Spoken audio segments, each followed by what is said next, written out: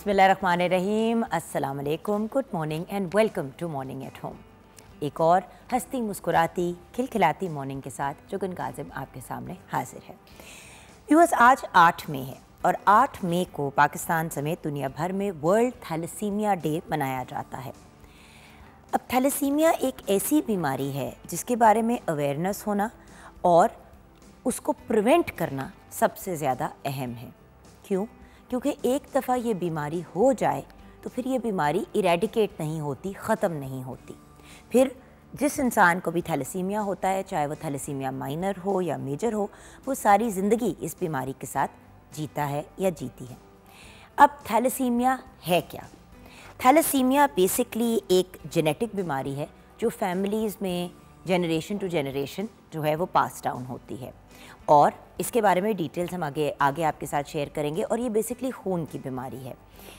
Basically जो thalassaemia major के patients होते हैं, जिनमें दोनों साइड से पेरेंट्स के थैलेसीमिया, दो थैलेसीमिया माइनर के जो लोग हैं, अगर उनकी शादी हो जाए, और अक्सर ये प्रॉब्लम जो है वो कज़न मैरिजेस में होती है। वैसे तो जब भी दो लोगों की शादी होनी हो तो उनके जो बेसिक टेस्ट्स हैं वो करा लेने चाहिए।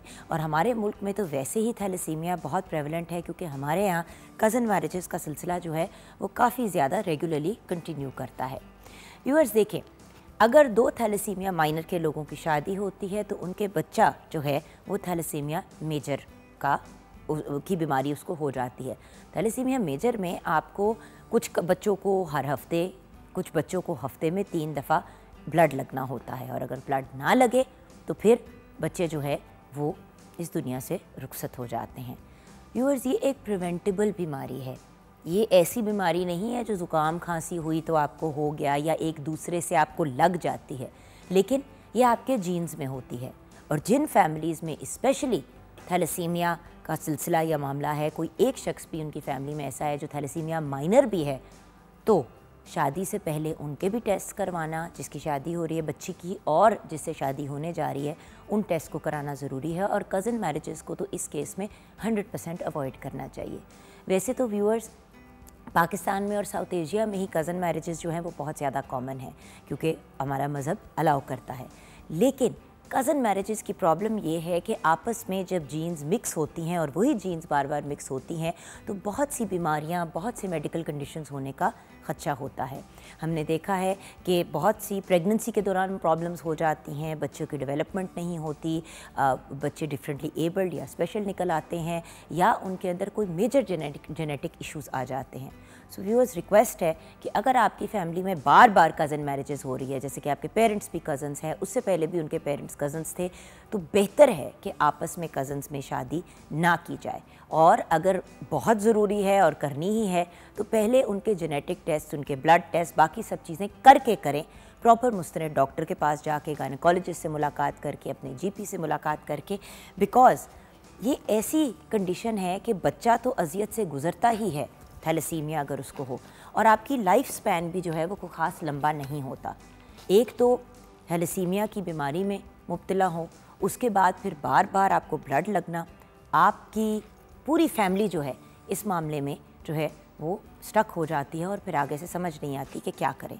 तो आज जो हमारा इस बार की थीम है साल की, be aware, share, care, strengthening education to bridge the thalassaemia care gap, यानी कि आपके अंदर अवेयरनेस होनी चाहिए ताकि आप प्रिवेंट कर सकें, शेयर करें इस इन्फॉर्मेशन को ताकि बार बार लोग जो हैं इस बीमारी में ना मुब्तला हों। उसके साथ साथ केयर कि अगर कोई इंसान इस बीमारी में मुब्तला है, कोई बच्चा, कोई यंग पर्सन, तो फिर उसका प्रॉपर तरीके से इलाज करें। And strengthening education to bridge the thalassaemia care gap, यानी कि लोग ज़्यादा से ज़्यादा पैसे कह रही हूँ ब्लड डोनेट करें।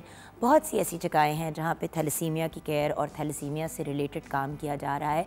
लेकिन व्यूअर्स, लाइक आई सेड, ये एक प्रिवेंटेबल बीमारी है। ये कोई वायरस और उस तरह बैक्टीरिया से तो आपको लगती नहीं है, ये आपके ब्लड में होती है, दूसरे के ब्लड के साथ मिक्स होती है, तो ये और फिर एक सीरियस प्रॉब्लम और कंडीशन बन जाती है। थैलेसीमिया माइनर के केस में भी आपको बड़ी एहतियात करनी होती है और अक्सर ऐसे बच्चे जो हैं वो आयरन में भी डिफिशेंट होते हैं। तो आज व्यूअर्स, हमने सोचा कि पहले तो हम ज़ैनब गोंदल से गुफ्तगू करेंगे, उनसे गाइडेंस लेंगे कि जो बच्चे जो हैं जिनको आयरन की कमी है, और बेसिकली बच्चों की खुराक को कैसे मैनेज करना चाहिए ताकि वो बेहतरीन और एक प्रॉपर जो है वो भरपूर ज़िंदगी गुजार सके। और उसके साथ साथ जिनमें आयरन की डिफिशेंसी है या जिनमें ब्लड नहीं सही तरीके से डेवलप होता, तो हम उनको क्या खुराक दे सकते हैं। ये तो एक हम लोग खुराक के पॉइंट ऑफ व्यू से बात करेंगे। और फिर आज हमें बहुत से एक्सपर्ट्स ज्वाइन करेंगे, हीमेटोलॉजिस्ट ज्वाइन करेंगे, रेडियोलॉजिस्ट ज्वाइन करेंगे, हमें आज एक थैलेसीमिया की पेशेंट भी ज्वाइन करेंगी, और हम बात करेंगे थैलेसीमिया के बारे में, आपको अवेयरनेस भी देंगे, अपने आप को भी अवेयर करेंगे और कोशिश करेंगे कि इस बीमारी को 100% इरेडिकेट कर दें। और बाय द वे, इसको इरेडिकेट करना इम्पॉसिबल नहीं है अगर प्रॉपर स्टेप्स उठाए जाएँ तो। लेकिन सबसे पहला कदम ये है कि हमारे अंदर अवेयरनेस होनी चाहिए और कज़न मैरिजेस का ख़ास ख्याल करना चाहिए। और अगर कज़न मैरिज हो भी तो उस केस में प्रॉपर टेस्ट वगैरह कराने ज़रूरी हैं। ये सिर्फ थैलेसीमिया की बात नहीं है व्यूअर्स, ये किसी भी जेनेटिक प्रॉब्लम जो एक फैमिली में एग्जिस्ट करती है, 2 लोगों में, मियाँ और बीवी दोनों में अगर वो प्रॉब्लम होगी तो ऑलमोस्ट 100% चांस है कि बच्चों में भी वो बीमारी ट्रांसफ़र हो जाएगी। 042992000648 हमारा फ़ोन नंबर है और मॉर्निंग एट होम हमारा फेसबुक का पेज है। आइए बढ़ते हैं किचन की तरफ, जहाँ शेफ़ ज़ूफ़िशा मुरीद हैं। अस्सलाम वालेकुम। वालेकुम अस्सलाम। क्या हाल है आप? मैं बिल्कुल ठीक हूँ, आप कैसी हैं? बिल्कुल ठीक ठाक। आज आप क्या बनाएंगे? आज हमने चाइनीज़ कुजीन को पकड़ लिया है। वेरी तो नाइस। आज हम बना रहे हैं चाउमीन बना रहे हैं, साथ में हम चिकन कैशूनट बनाएंगे और एग फ्राइड राइस बनाएंगे। Very nice. यानी कि कंप्लीट, जिस तरह रेस्टोरेंट में भी जाते हैं तो Starter हमेशा देंगे और एक उसके सालन बाद ऑर्डर main करते course। हैं, नूडल करते हैं और साथ में ग्रेवी भी करते हैं और साथ में राइस भी करते हैं।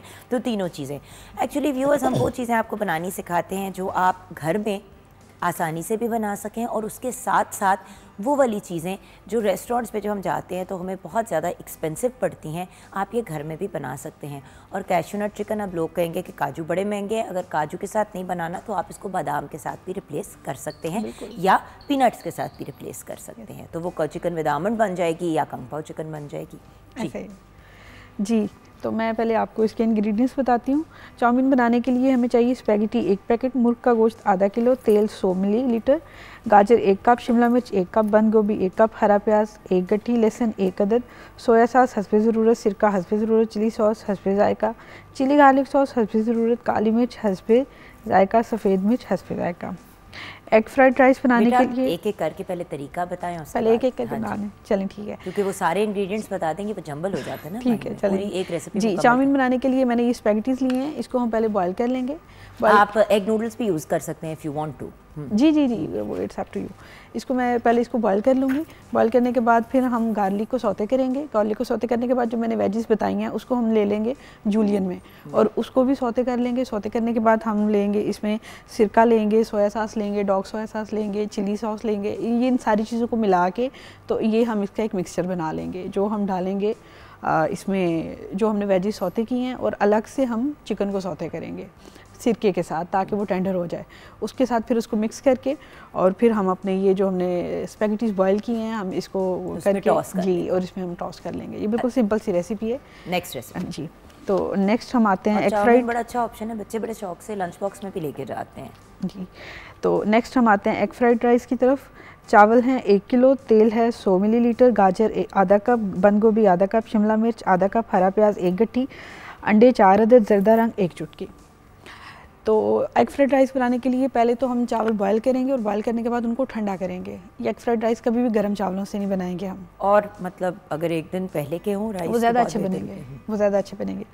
तो उसको पहले हम चावल बना लेंगे, फिर उसको ठंडा करेंगे। एक दिन पहले के हैं तो वो आप इस्तेमाल कर सकते हैं। तेल को हमने गर्म किया और उसमें हमने जो हम वेजिस मैंने बताई हैं उसको हमने सौते किया है बिल्कुल। जी जी, गार्लिक के साथ और अंडे के साथ सौते करने के बाद हमने चावल डाले और उसको टॉस कर लिया। सिंपल एंड पे हरा प्याज डालना है और वो चावल हमारे बिल्कुल तैयार हैं, बिल्कुल लाइट से वो रेडी हो जाएंगे। और चिकन कैशूनट। जी, चिकन कैशूनट के लिए हमें चाहिए सोया सॉस 2 खाने की चम्मच, डार्क सोया सॉस 2 खाने की चम्मच, फिश सॉस 2 खाने की चम्मच, ऑयस्टर सॉस 2 खाने की चम्मच, चीनी 1 खाने का चम्मच, तेल 50 मिलीलीटर, काजू 200 ग्राम, गार्लिक 1 खाने का चम्मच, प्याज 1 कप, मुर्ग का गोश्त 1 किलो, शिमला मिर्च 1 कप, हरा प्याज आधा कप। जी, तो चिकन कैशूनट बनाने के लिए सबसे पहले हमने चिकन को मैरिनेट करना है मैरिनेट करेंगे नमक और काली मिर्च के साथ। उसके बाद उसको हल्का सा टेंडर करेंगे। टेंडर करने के बाद हमने जो सॉसेस बताई हैं, इन सारी सॉसेस को मिक्स करके एक उसका मिक्सचर बना लेंगे। टेंडर हम उसको जब नमक और काली मिर्च लगा के ना सिरका करेंगे तो लाइट सी हल्की सी आंच पे रखेंगे, वो बिल्कुल टेंडर हो जाएगा। इसको फ्राई नहीं करना हमने, कलर नहीं देना इसको कोई भी।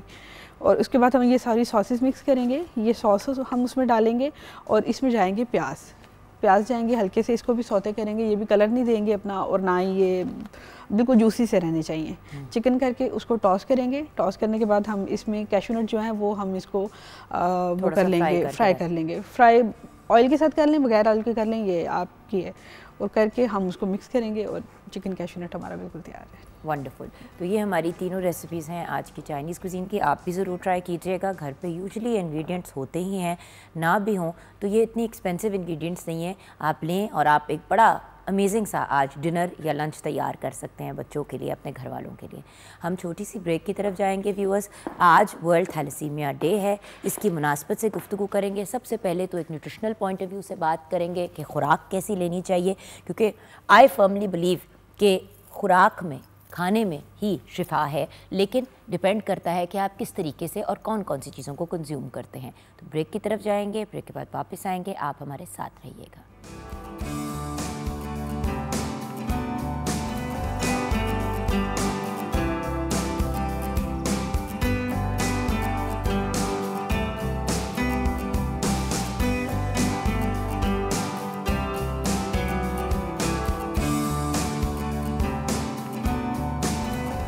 Welcome back from the break viewers. हमें ज्वाइन किया है ब्रेक के बाद ज़ैनब गोंदल ने। आज 8 मई है और आज वर्ल्ड थैलेसीमिया डे है। क्योंकि ये खून की बीमारी है और खून आपके सिस्टम में नहीं बनता, तो बेसिकली आपको आयरन के सप्लीमेंट्स लेने पड़ते हैं या खून बनने वाली चीज़ें लेनी पड़ती है। वैसे तो हम बच्चों जिन बच्चों को कोई मेडिकल प्रॉब्लम नहीं है उनके डाइट प्लान की भी बात करेंगे, लेकिन पहले वर्ल्ड थैलेसीमिया डे की मुनासबत से बात करेंगे। अस्सलाम वालेकुम ज़ैनब। वालेकुम अस्सलाम। कैसी हैं आप? अल्हम्दुलिल्लाह बिल्कुल ठीक। अच्छा व्यूअर्स, जैसे कि आप जानते हैं ज़ैनब डाइटिशियन भी हैं, न्यूट्रिशनिस्ट भी हैं, फूड टेक्नोलॉजिस्ट भी हैं। तो आपसे हम ये गाइड, सबसे पहले तो वर्ल्ड थैलेसीमिया डे की मुनासबत से क्या कहना चाहेंगी आप? थैलेसीमिया एक ऐसी डिज़ीज़ है जिसको हम कह सकते हैं कि कोई भी माँ बाप अपने बच्चों को देना नहीं चाहता, लेकिन अनफॉर्चुनेटली हम उसको ट्रैवल करते हैं विद इन जीन्स। चाहे वो लैक कर रहा हो मदर की डाइट से या फादर थैलेसीमिया माइनर हो, लेकिन जब बच्चे की माँ जो है वो खुद डेफिशिएंट है आयरन में, तो बच्चा ऑलरेडी कह लें कि बाय बर्थ ही थैलेसीमिया का मेजर होगा और उसकी पूरी लाइफ जो है वो बहुत प्रॉब्लमेटिक होगी। इसलिए ड्यूरिंग प्रेगनेंसी या औरतों को वैसे ही अपनी डाइट में आयरन को बहुत ज़्यादा इंक्लूड करना चाहिए, अपनी कैल्शियम लेवल्स को मेंटेन करना चाहिए, विटामिन्स और मिनरल्स को मैनेज करना चाहिए, ताकि वो अपने आप को भी स्ट्रॉन्ग रख सकें, खुद बीमारियों से बच सकें और बाकी जो बच्चे हैं उनके या उनकी फैमिली है उसको भी प्रोटेक्टेड रख सकें। अच्छा व्यूअर्स, एक और बात, बहुत सी ख़वातीन जो एक्सपेक्टिंग होती हैं या अदरवाइज़ भी जिन मर्दों को और ख़वातीन को आयरन प्रिस्क्राइब किया जाता है, एक तो उसको लेते भी गलत तरीके से हैं और उसके अलावा जो सबसे बड़ा इशू है वो लेते ही नहीं है। 2-4 दिन 5 दिन लिया का नहीं, हमें तो उससे कॉन्स्टिपेशन हो रही है या पेट के मसाइल हो रहे हैं। आयरन अनफॉर्चुनेटली हमारे पेट के ऊपर कभी कभी कुछ लोगों को नहीं भी सूट करता, तो आप आयरन के फॉर्म को चेंज करें, डिफरेंट किस्म के सप्लीमेंट्स को ट्राई करें, बट उसको छोड़ना नहीं है। अगर आपको डॉक्टर एक चीज़ प्रिस्क्राइब कर रहा है और फिर आप नहीं ले रहे क्योंकि मुझे पेट में दर्द होती है या मेरा पेट ख़राब हो जाता है या कॉन्स्टिपेशन हो जाती है, तो ये अक्लमंदी नहीं है। जब कोई चीज़, क्योंकि बहुत से मैं लोगों को जानती हूँ ज़ैनब, ऐसे ही है, अगर मैं 10 लोगों को मिली हूँ जिनको आयरन प्रिस्क्राइब किया गया है, तो उनमें से 8 ने तो लेना ही छोड़ दिया ना कि यार नहीं ये बहुत प्रॉब्लमैटिक है, पेट में ये और वो। और तो आयरन के बहुत से फॉर्म्स अवेलेबल हैं, लिक्विड फॉर्म में ले सकते हैं, सप्लीमेंट्स वेरियस सैशेज अवेलेबल हैं, आप उसको टैबलेट की फॉर्म में, च्यूइंग टैबलेट्स जो च्युइंगम टाइप्स अवेलेबल हैं, आप उनमें भी खा सकते हैं। अच्छा, अब आयरन को हम डाइट से भी पूरा कर सकते हैं, लेकिन जाहिर है डाइट से पूरा करने में, हाँ, आयरन को पूरा करने में टाइम लगता है। तो आप डाइट की बजाय डाइटरी सप्लीमेंट्स डॉक्टर या डाइटिशियन आपको तभी रिकमेंड करता है जब आपकी बॉडी में उसके लेवल्स बहुत ज़्यादा लो हो जाते हैं या आपकी बॉडी में बहुत ज़्यादा उसकी वजह से प्रॉब्लम स्टार्ट हो रही होती हैं, तभी सिर्फ आपको आयरन सप्लीमेंट्स रिकमेंड किए जाते हैं। अब आयरन की जो बेस्ट सोर्स अवेलेबल है हमारे पास वो होता है बीफ। और अगर हम बीफ की बात करें, बीफ और मटन, बीफ और मटन हो सकते हैं, लेकिन हम मटन में कहते हैं कि 40% और बीफ में 60% आयरन की फॉर्म्स जो हैं वो अवेलेबल होती हैं। तो बीफ अनफॉर्चुनेटली पाकिस्तान में आई डोंट नो क्यों इतना ज़्यादा उसको बैकलैश किया जाता है कि जी मटन या देसी चिकन को ज़्यादा हम प्रेफर करते हैं, बीफ को छोड़ देते हैं।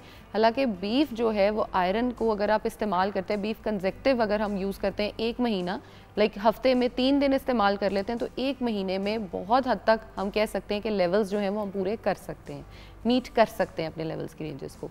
अब डिपेंड करता है पर्सन टू पर्सन कि उसकी बॉडी में किस चीज़ की डेफिशिएंसी है, वो कितना डेफिशिएंट है, उसके टेस्ट लेवल्स क्या शो कर रहे हैं, क्या वाइटामिन और मिनरल्स डेफिशिएंट हैं।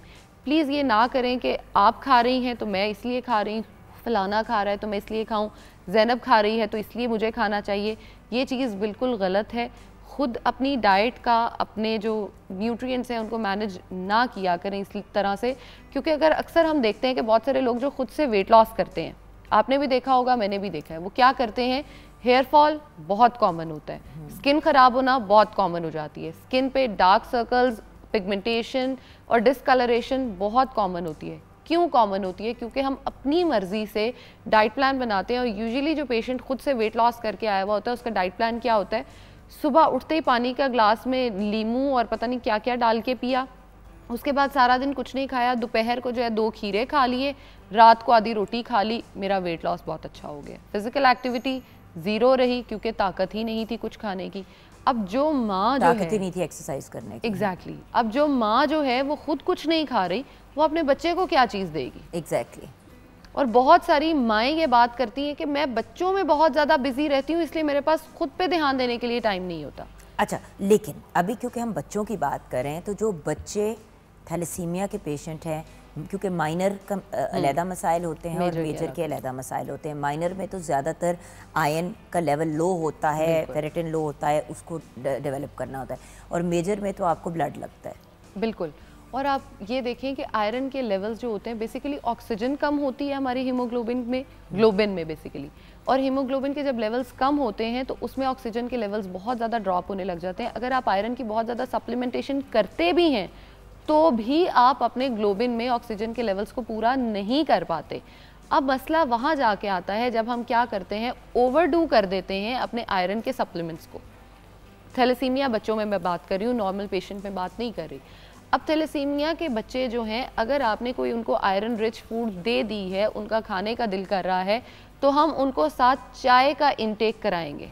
चाय का इंटेक इसलिए कराएंगे क्योंकि उसमें जो कैफ़ीन होती है वो आयरन की एब्जॉर्प्शन में हिंड्रेंस कॉज करती है। इसलिए थैलेसीमिया के बच्चे को अगर हम कोई आयरन रिच फूड देंगे तो उसके साथ हम उसको चाय का कंजम्पशन मस्ट कराएंगे।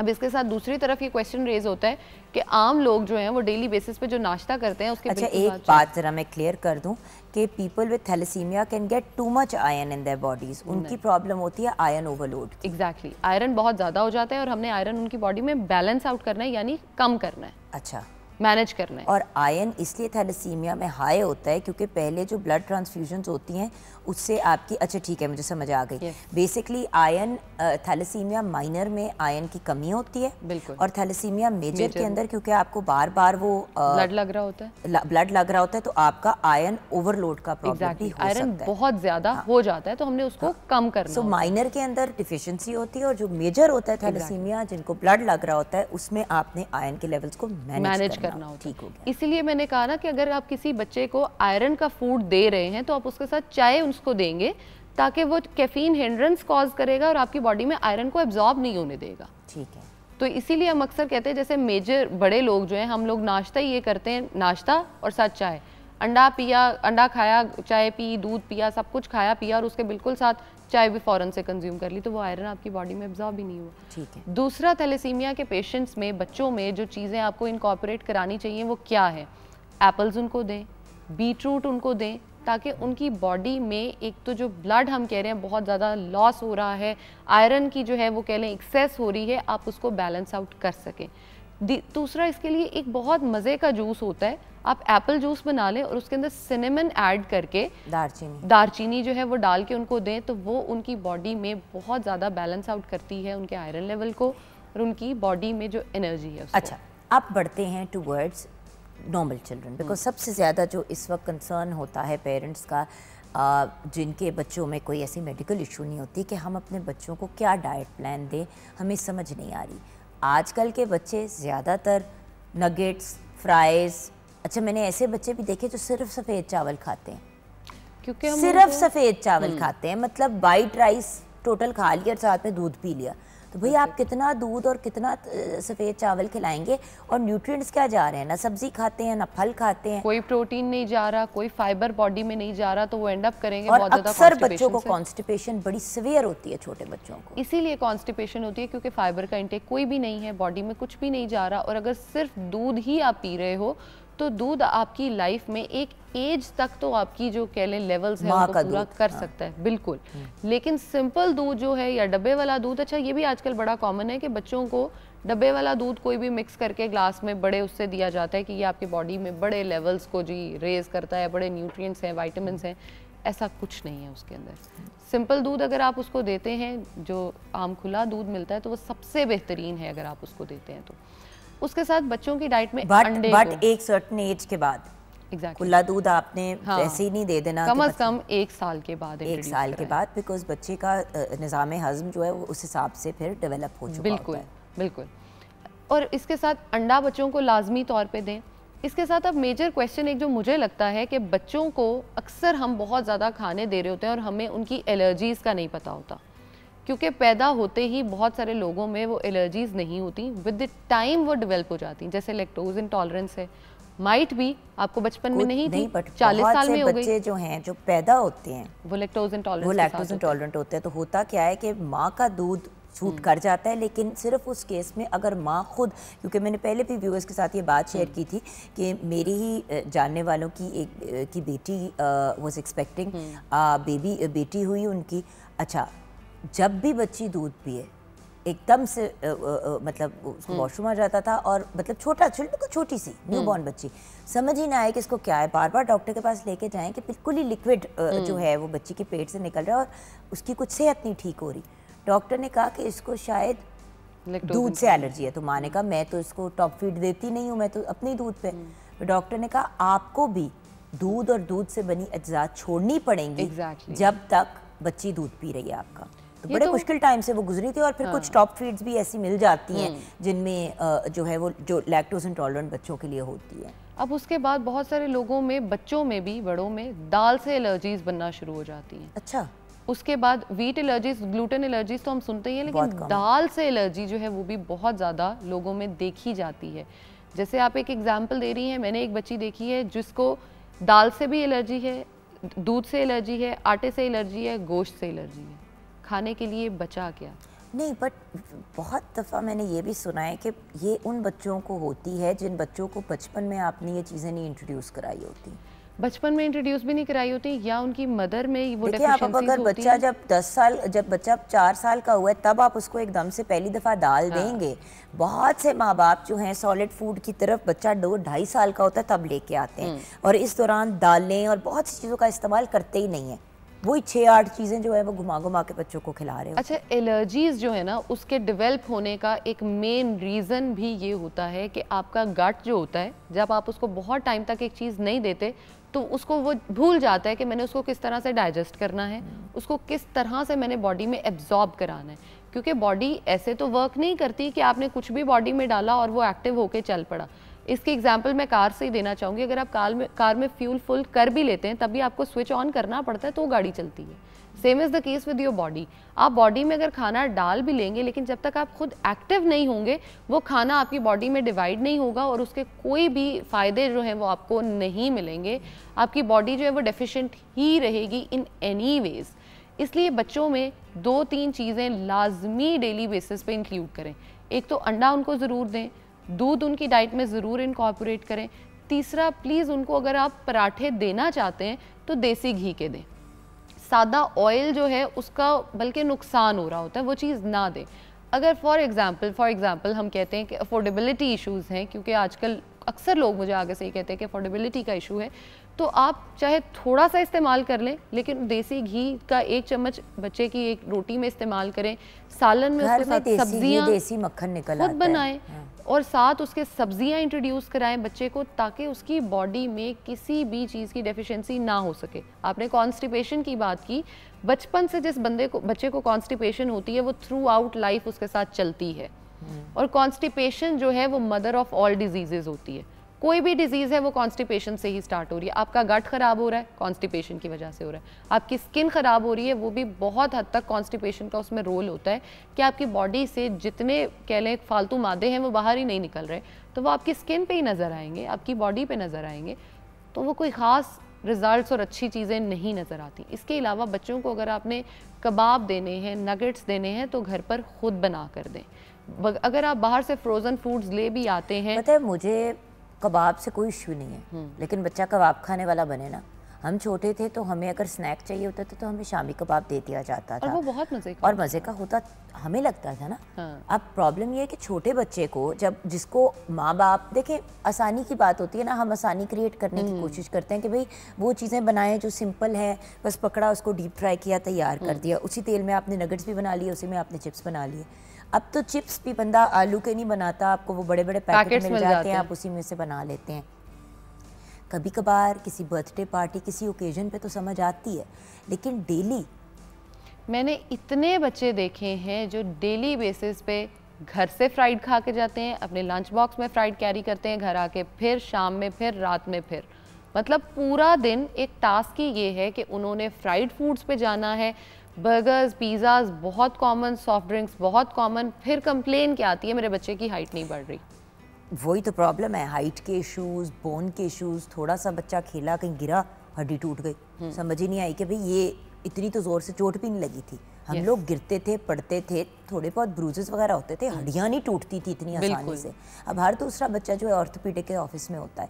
अच्छा, हम ब्रेक की तरफ जाएंगे, ब्रेक के बाद जब वापस आएंगे तो व्यूअर्स मैंने भी आपके साथ एक इंटरेस्टिंग स्टोरी शेयर करनी है कि एक खातून क्या अपनी बच्ची को खिलाती थी और फिर इवेंचुअली उसको किस तरीके से गाइड करके प्रॉपर डाइट की तरफ लेके गए, क्योंकि वो कहती थी मैं वर्किंग लेडी हूँ। अब वर्किंग लेडी मैं भी हूँ, बहुत से लोग वर्किंग लेडीज़ होते हैं। Yes, it's difficult. क्यों कहते हैं कि एक वर्किंग लेडी जो फिर घर भी साथ साथ मैनेज कर ली होती है, बड़ा टफ होता है, लेकिन अपनी आसानी हम दूसरे तरीके से क्रिएट कर सकते हैं। ये जो फ्राइड वाला मसला ना, ये प्रॉब्लमेटिक हो जाता है। ब्रेक के बाद वापस आएंगे और आपको बड़े अच्छे ऑल्टरनेटिव्स देंगे कि कैसे आप अपने बच्चों की जायके की ख्वाहिश भी पूरी कर देंगे, बट एक हेल्दी तरीके से।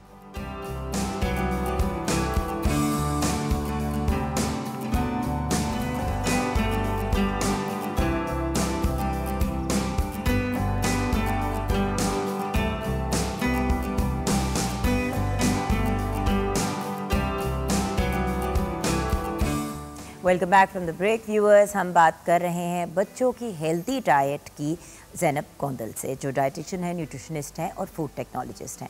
अच्छा, आपसे वादा किया था कि अभी मैं आपके साथ शेयर करूंगी एक वाक़या। मेरी अपनी एक कज़न ही है और दूर से, तो उनसे मुलाकात हुई तो उनकी बेटी मेरे ख्याल से कुछ 7 साल की थी उस वक्त, अब तो माशाल्लाह बड़ी हो गई है, 7 साल की थी और वो खुद एक वर्किंग लेडी है, बिजनेस वूमन है, हस्बैंड भी उनके काम करते हैं। तो हम बैठे हुए थे तो हम लोग मतलब सारे कज़न्स वगैरह ना डे स्पेंड कर रहे थे। हम लोग बैठे में गप लगा रहे हैं, बात कर रहे हैं, तो पहले मैंने देखा कि एक जगह से फ्राइड चिकन वाली जो जगह है वहाँ से उन्होंने बच्चों वाली मील ऑर्डर की। अच्छा, फिर कोई 4-5 घंटे बाद पिज़्ज़ा ऑर्डर किया बच्चों की मील वाला। तो मैंने उसको घूम के कहा, मैंने कहा देखो ये मतलब 2 दफ़ा तो मैंने फ़ास्ट फूड आते हुए देख लिया है बच्ची के लिए। कहती यार कुछ भी नहीं खाती जब तक फ़लाँ जगह या फ़लाँ जगह से 3-4 फ़ास्ट फूड रेस्टोरेंट्स के नाम लिए। मैं तो पक्का बक्का हो गई। मैंने कहा यार 3 दफ़ा दिन में, 2 दफ़ा दिन में वो बच्ची सॉफ्ट ड्रिंक भी पीती है। कहती है नहीं मैं उसको जूस मंगवा देती हूँ।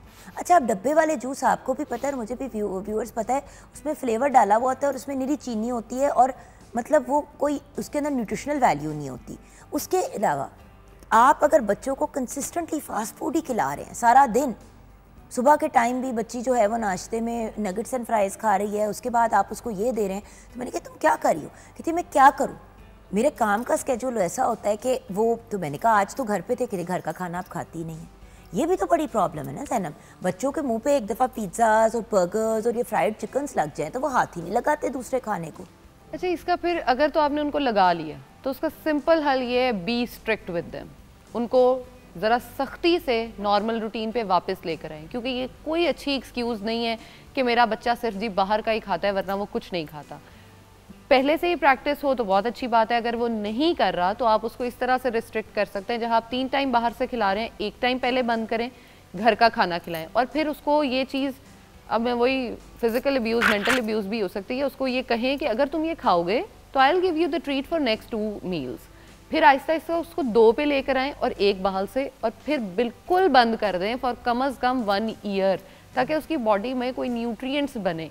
इसके साथ जो सबसे बड़ी बीमारी हम लोगों के उसमें माशरे में फैल गई है वो है नूडल्स, मैगी जिसको हम कहते हैं, जो 2 मिनट में चीज़ बन गई है आपके, वो बन गई चीज़ आप उसको कैसे चल के ले सकते हो, नूडल्स को कैसे आप उसको जो है वो बना सकते हो। होता ही देखें, वो भी अगर आपने खिलानी है बच्चे को तो कम से कम उसमें चिकन डालें, उसमें थोड़ी सब्जियां डालें, कुछ तो वो हेल्थी उसकी तरफ जाए। देखें बहुत से बच्चे जो हैं नहीं खा रहे होते, तबीयत ख़राब होती है तो वो कहते हैं कि भाई हमें इस टाइप की चीज़ चाहिए, तो उसमें आप ये कर सकते हैं कि थोड़ी सी आपने चिकन को सौते किया। मैं तो ये करती थी, जब मेरा बेटा हमज़ा मांगता था तो मैं उसको कीमे को थोड़ा सा भूनती थी, उसके अंदर फिर मैं वो नहीं वही वाला पैकेट यूज़ करती थी जो पैकेट्स मिलते हैं आपको, लेकिन मैं करती ये थी कि थोड़ा सा उसको चिकन के कीमे को भूना, उसमें गाजर थोड़ा सा वो गाजर डाल दी, मटर डाल दिए, थोड़े से मशरूम्स डाल दिए, और फिर उसके अंदर वहाँ इस तरह की चीज़ें डाल के फिर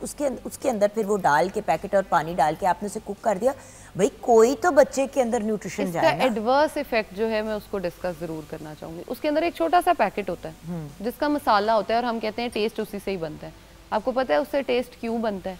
क्योंकि अंदर उसके होते हैं MSGs जो हमारे ब्रेन को बिल्कुल डंप बंद करने लग जाते हैं। हाँ, बट अब MSG फ्री आ रहे हैं वो वाले पैकेट्स। मैं भी उस वक्त जब लेती थी तो वो एक दो कंपनियां थी जो MSG फ्री बनाते थे, तो वो वाला मैं यूज कर लेती थी, क्योंकि वो उसके अंदर फिर बेसिकली एक चिकन पाउडर ही होता था। लेकिन चिकन पाउडर भी जब खरीदते हैं तो प्लीज देखें कि वो जिसको हम चाइनीज नमक कहते हैं, जिसको अब हम MSG का नाम दे देते हैं, तो वो एक तरह से हो जाता है। एक जमाने में हमारा बचपन तो सारा, जब मैं छोटी थी तो चाइनीज सॉल्ट हर चीज में डाल दिया जाता था, तो ये चीज का बहुत ख्याल करना है। उसके साथ साथ जो पेरेंट्स काम करते हैं, देखें बाहर के ममालिक में लोग काम भी करते हैं, घर भी मैनेज करते हैं, खाना खुद पकाते हैं, सफाई भी खुद करनी पड़ती है, क्योंकि कौन अफोर्ड करता है बाहर के मुल्क में स्टाफ। एग्जैक्टली। सो इम्पॉसिबल नहीं है। हाँ, इंसान थक जाता है, टूट जाता है, हफ जाता है, लेकिन एटलीस्ट जिन बच्चों के लिए हम इतना काम कर रहे होते हैं, एफर्ट कर रहे होते हैं, इनका फ्यूचर सिक्योर करने के लिए, अगर उनकी सेहत ही नहीं सिक्योर करेंगे तो फ्यूचर कौन सा उनका होगा। बिल्कुल। और जूसेस जो हम, जैसे आपने पहले एग्जांपल दी कि हम कह देते हैं बोतल से बेहतर है जूस दे देना, कुछ बेहतर नहीं है। अगर आपने जूसेस देने हैं तो फ्रेश जूसेस बनाएं, उनको शेक्स बना लो यार, ब्लेंड कर लो ना। मतलब आप स्लश बना सकते हैं, आपने स्ट्रॉबेरी डाल ली, बनाना डाल दिया, उसके अंदर थोड़ी सी दही डाल के आपने उसको ब्लेंड कर लिया, मीठा भी होगा। अच्छा, मिठास डालनी है, थोड़ा शहद डाल दें, शहद डाल दें, खजूर डाल दें, ये मेरी फ्रेंड जिसका मैं कज़न जिसका बता रही थी, उसको फिर मैंने यही कहा, मैंने कहा नाश्ते में कम से कम, मैंने कहा पी लेती है, कहती है हाँ मज़े की चीज़ें बना के दो। तो फिर डेली उसने सुबह अपनी बच्ची को 2 फल ब्लेंड करके दूध के अंदर या फिर योगर्ट के अंदर उसको पिलाना शुरू किया। पीनट बटर ऐड किया जा सकता है उसको ज़रा हेल्दी करने के लिए। इसके अलावा अपनी डाइट में हम फ्रूट्स को एज जूसेस डाल सकते हैं। सुबह अंडा खिला के बच्चे को स्कूल भेजे, बच्चा कख नहीं खाता, उसको बॉइल्ड अंडा एक खिला दें, और साथ में कोई आप, जैसे कि मैं अभी कह रही थी कि आपने कोई जूस फ्रूट्स वगैरह ब्लेंड करके, भाई किसी भी तरह ये 2 चीज़ें खिला के तो स्कूल भेजे। खाली पेट तो स्कूल बच्चे का दिमाग क्या काम करेगा, सारी रात वो कुछ सीखेगा ही नहीं। आपने खाना हजम कर लिया, सुबह आप उठे, भूख नहीं भी लगी तो पेट तो खाली है, बिल्कुल जीरो लेवल है एनर्जी का। और अगर आप उस टाइम पे एम्प्टी कैलोरीज उसको यानी फ्रोजन फूड्स दे भी देते हैं तो उनका कोई फायदा नहीं होता, दिमाग काम नहीं करता। इसके अलावा मैं तो ये कहूँगी कि बादाम और रेजन्स जिसको हम कहते हैं यानी कि किशमिश, उसको भिगो के रख दें, बच्चे को वो खिलाएं। रेजन्स जितना आपकी बॉडी में आयरन लेवल को बढ़ाते हैं, आपकी जो एनीमिक पेशेंट्स होते हैं उनमें एनीमिया के लेवल्स को कम करते हैं, उतना कोई चीज़ नहीं कम कर सकती। किशमिश, बिल्कुल। उसके साथ बादाम दें, बादाम और किशमिश खिलाएं, बेहतरीन। आप उसके अंदर अच्छा जो शेक बना रहे हैं उसी के अंदर उसको भी ब्लेंड कर दें। अच्छा, और अगर बच्चे उस तरह से खा लेते हैं तो आप एक चम्मच डायरेक्ट खिला सकते हैं। आप बादाम, काजू, किशमिश और सीड्स, पंपकिन सीड्स, इनको ब्लेंड कर लें, इसकी एक पेस्ट जैसी बना के अपने पास एक बॉटल में रख लें। डेली एक चम्मच बच्चे को खिला दें। बिल्कुल। हम जो अजीबो गरीब इम्पोर्टेड चीज़ें ले रहे होते हैं या महंगी महंगी जाके बाज़ारों से वो चीज़ें मिक्स ले रहे होते हैं कि इसको मिक्स करके बच्चे को पिला दे, वो इतने बड़ी गिलास पिलाना ज़्यादा मुश्किल होता है। अच्छा, जो बच्चों को आप वो चम्मच देना शुरू कर देंगे ना डेली उस जार में से, तो आपके जितने हेयर ऑयल्स और जितने अखराजात है ना हेयर ग्रोथ के लिए, वो सारे भी ख़त्म हो जाएंगे, क्योंकि आपकी बॉडी में इंटरनली एक जो है ना स्ट्रेंथ बनना शुरू हो जाएगी, और उस स्ट्रेंथ से आपके बाल भी अच्छे होंगे और स्किन भी अच्छी हो जाएगी, हर चीज़ टोटल मैनेज हो जाएगी। भाई देखें, बैलेंस के साथ लेके चलना है। अब जो पेरेंट्स परेशान होते हैं कि हम क्या करें, हम किस तरह से, हमारे पास टाइम नहीं होता, हम घर आते हैं थके टूटे हारे, किस तरह करें। देखिए, प्रेपिंग भी की जा सकती है। जहाँ फल सब्जियाँ हम खरीद के लेके आते हैं, सब्जियों को अगर आप पहले से कट करके अपनी तैयारी करके चले जाएं, बहुत सी ऐसी चीज़ें हैं जो, जैसे कि आपने आज अगर फॉर एग्जांपल एक ग्रेवी का सालन बनाया, आपने इसके 2 हिस्से बना लिए, एक आपने एक दिन खा लिया, उसको फिर फ्रीज़र में रख दिया, 4 दिन बाद आपने उसको निकाल के कंपार्टमेंट्स बना लें, उनके कंपार्टमेंट्स बना लें। मैनेज करने की बात होती है। अब मेरे बेटे को लजानिया बड़ा पसंद था, तो मैं क्या करती थी कि मैं घर पे खुद बनाती थी लजानिया, और उसके इतने इतने पोर्शंस जो है ना वो स्टोर कर फ्रीज कर देती थी। तो हफ्ते में 3 दफ़ा अगर उसका लजानिया खाने का दिल है, चलो जी, उसको लगता था बाहर की चीज़ कम अज़ कम, मैं जब कीमा बनाती थी तो उसके अंदर मैं वेजिटेबल्स डाल देती थी साथ में, और फिर जो वाइट सॉस होता था उसके अंदर मैं ब्लेंड करके स्पिनिच डाल देती थी, पालक डाल देती थी, तो वो हेल्दी हो जाता था, तो वो बड़ा एक हेल्दी मील हो जाती थी। ठीक है, वो पास्ता उसमें हेल्दी नहीं होता था, लेकिन एक लेयर जुकीनी की डाल देती थी, एक लेयर पास्ता की डाल देती थी, बच्चे को ये लगता था कि वो पास्ता ही खा रहे हैं। एग्जैक्टली, क्योंकि आपने वो आदत बना दी थी। बिल्कुल। अब उसमें ये है कि हम उन्हीं कंपार्टमेंट्स में अपने फ्रूट्स कट करके रख सकते हैं, और जो वर्किंग वुमेन है स्पेशली, वो अपने बच्चों को ये कह सकती हैं कि ये बेटा आपका इस टाइम का मील है, आप इसको फ्रूट्स कंज्यूम करो, वेजिटेबल्स काट के रख दें, वो चीज़। अब मैं आपको बताऊं, एक सर्टेन एज होती है 5-7 साल, तब तक बच्चा जिद्दें लगाता है, उसके बाद वो खाना शुरू कर देता है, अगर आप उसके पीछे लगे रहें और आदत जिद्दों के दौरान आपने थोड़े से उनकी टेस्ट बड्स डेवलप करने हैं। बिल्कुल, टेस्ट बड्स डेवलप करना इज़ वेरी इंपॉर्टेंट। और अगर आप घर पे भी रहती हैं और आपका बच्चा नहीं खा रहा, तो ये ना करें, खाता ही नहीं है। नहीं, बट एक बात बताऊं, ये ना एक सर्टेन क्लास के मसाइल है। ज्यादातर आप देखें तो बच्चे दाल रोटी भी खाएंगे, साथ में मतलब उनको बिरयानी का वो भी, कद्दू, टिंडे, बैंगन, करेले, भिंडियां, हर चीज खाते हैं छोटे बच्चे। बिल्कुल। बात ये कि आप ऑप्शंस दे देते हैं ना, अच्छा नहीं ये नहीं खाना, अच्छा चलो ये खा लो, ये नहीं खाना ये खा लो। वो मैंने कहा ना सफेद चावल, मैंने इतने बच्चे, जब हमजा छोटा था, अल्लाह का शुक्र है आप पेरेंट्स ज्यादा कॉन्शियस हो गए, हमजा जब छोटा था मैं इतने नोट करती थी, हर दूसरा पेरेंट जो है बच्चा क्या खा रहा है, बस सफेद चावल चम्मच से खा रहा है, मैं शक्ल देख रही हूँ कि यार ये भूसा, इससे तो बेहतर है भूसा खिला दो। बिल्कुल, कोई प्रोटीन नहीं जा रहा बॉडी में, कोई कुछ नहीं जा रहा, सिंपल आप जो है चावल खिलाए जा रहे हो, कुछ भी नहीं। और वो कितनी देर आपके बच्चे को फुल रखेंगे? मैं यही कहती थी कि यार फिर ऐसे बच्चे को खिचड़ी बना दो, हाँ, एटलीस्ट दालें होंगी तो कम से कम थोड़ा सा कुछ बेनिफिट हो जाएगा, साथ में गाजर और खीरे पकड़ा दो, चलो कुछ तो जाए। और खिचड़ी आप बाय द वे चिकन के कीमे के साथ भी बना सकते हैं। एग्जैक्टली। आपने जहाँ पे दालें डालनी है, पहले आपने थोड़ा सा चिकन का कीमा भून लिया, उसके बाद आपने सारा कुछ वैसे ही किया जिस तरह आप खिचड़ी के लिए करते हैं। बिल्कुल, और उसके अंदर उसको ब्लेंड कर दें, वो खत्म हो जाएगा, वो बच्चा उसको खा ले। टेबल पे कट करके प्लेट में खीरा रख दें, गाजर रख दें, उसके अलावा एप्पल रख दें। ये वो चीज़ें हैं जो अगर वो 3-4 घंटे में भी खा लेते हैं, क्योंकि बच्चे को जब भूख लग रही होती है ना, वो देखता है इधर उधर कुछ नज़र नहीं आता, वो छोड़ देता है, लेकिन जब उसको नज़र आता है कि अच्छा ये पड़ा हुआ है, वो खा भी लेता है। हम कहते हैं बच्चा पानी नहीं पीता, उसी प्लेट के साथ 1-2 ग्लास पानी के रख दें, बॉटल में ना बेशक रखें, पानी का ग्लास ऊपर से कवर करके रख दें, बच्चा वो ग्लास पी लेगा। आप नोटिस करेंगे कि बच्चों की एक डाइटरी हैबिट जो है, आप उसको चेंज कर सकते हो विद द टाइम। आप ये देखें कि खेल खेल में नूर ने पानी की कप के अंदर दूध पीना शुरू किया। मतलब मेरी बहन चाय पी रही होती थी तो वो कप में नूर को इतना सा ना दूध डाल देती थी। अब वो पूरा कप दूध का भर के जब पापा चाय पी रही होती है वो पी लेती है कप में। 2 साल की बच्ची है, 2.5 साल की। ट्रेनिंग, वो देखिए खेल खेल में बच्चा बहुत सी चीज़ें सीख जाता है। बिल्कुल। और एक हैबिट की बात होती है, उसको डेवलप करना है। मैं खुद एक माँ हूँ, मैं ये तो वो होता है ना कि लोग कहते हैं कि जी जब बच्चे होंगे तो आपको पता चलेगा। मैं अक्सर तो आपको भी ये कहती हूँ कि बड़ा आसान है ज़ैनब कहना, बट मॉडिफाई करने वाली बात है। अब बच्चा अगर जहर पीना चाहता है तो हम उसको जहर तो नहीं पीने देंगे ना, चाहे वो रोए, चाहे वो पिटे, चाहे वो दीवारों में टकरे मारे, राइट? बिल्कुल। तो अगर हम बच्चे को जहर नहीं पीने देंगे, बिजली के अंदर हाथ नहीं देने देंगे, तो फिर हम लेकिन ऑर्डर खुद कर देंगे इसके लिए, लेकिन खुद ऑर्डर कर देंगे, लेकिन ऑर्डर कर देंगे। वो ये बिजली में उसका हाथ देना ही है, जिनके जो अपनी माओं के फोन को पकड़ के खुद ही ऑर्डर कर देते हैं उनके फोनों से। ज्यादा एडवांस्ड है कि खुद से ही पता है कि हमने खाना ही है तो कर देते हैं ऑर्डर, बट लिमिट में हर चीज। अच्छा, आई वुड मैं ये नहीं कह रही कि बच्चों को ट्रीट ना दे। अब हसन भी जो है उसको बड़ा पसंद है कि उसको एक मील होती है, उसके साथ टॉय भी आता है, वो उसको पसंद है। तो मैंने उसको कहा हुआ है कि बेटा वंस अ वीक, अब वंस अ वीक उसकी वो ट्रीट होती है। और वैसे भी वो बच्चा बड़ा उस मामले में खाने में ही इज़ वेरी पर्टिकुलर, लेकिन कम से कम हेल्दी चीज़ें, जिस तरह सुबह अंडा ज़रूर लेगा, दलिया ज़रूर लेगा, कीमा मतलब बोटियां नहीं खाता बट कीमा खा लेता है। तो अब मैं मटन का कीमा, चिकन का कीमा, तो फिश बॉडी में कुछ तो जा रहा है ना, बॉडी में जाना इंपॉर्टेंट है, किस तरह जा रहा है दैट्स नॉट इम्पॉर्टेंट, ये इंपॉर्टेंट है आप कैसे डाल रहे हो। अब बच्चों से हम अक्सर कंप्लेन करते हैं पढ़ता नहीं है, हमारी अटेंशन इसकी डाइवर्ट रहती है हर टाइम, डेफिशिएंसीज है बॉडी में, हमें पता ही नहीं चल रहा होता। बच्चा जो है वो एक्टिव नहीं है, फोन पे लगा हुआ है हर टाइम।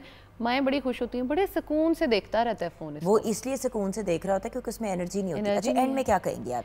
एंड पे मैं यही कहूँगी कि हेल्दी अगर आप खुद भी रहें और अपने फैमिली को भी रखना चाहते हैं तो फ्रेश चीज़ों की तरफ आएँ, नेचुरल चीज़ों की तरफ आएँ, फ्रूट्स, वेजिटेबल्स और जो ऑर्गेनिक चीज़ें हैं उनको अपनी डाइट में इनकॉर्पोरेट करें ताकि आप खुद भी हेल्दी रह सकें और अपनी फैमिली को भी हेल्दी रख सकें। Thank you so much Zainab. Viewers, हम छोटी सी ब्रेक की तरफ जाएंगे। आज वर्ल्ड थैलेसीमिया डे है, तो आज के दिन की मुनासबत से आपको अवेयरनेस देंगे ब्रेक के बाद।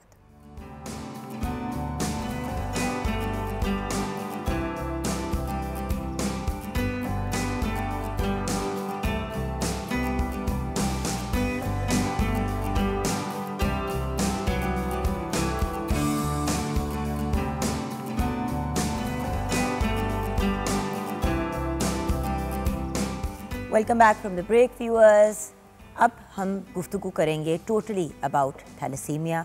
आखिर ये क्या बीमारी है, इसका क्या इलाज है, इसका डायग्नोसिस कैसा होता है और क्या होता है, इन सब चीज़ों पे हम डिस्कशन करेंगे।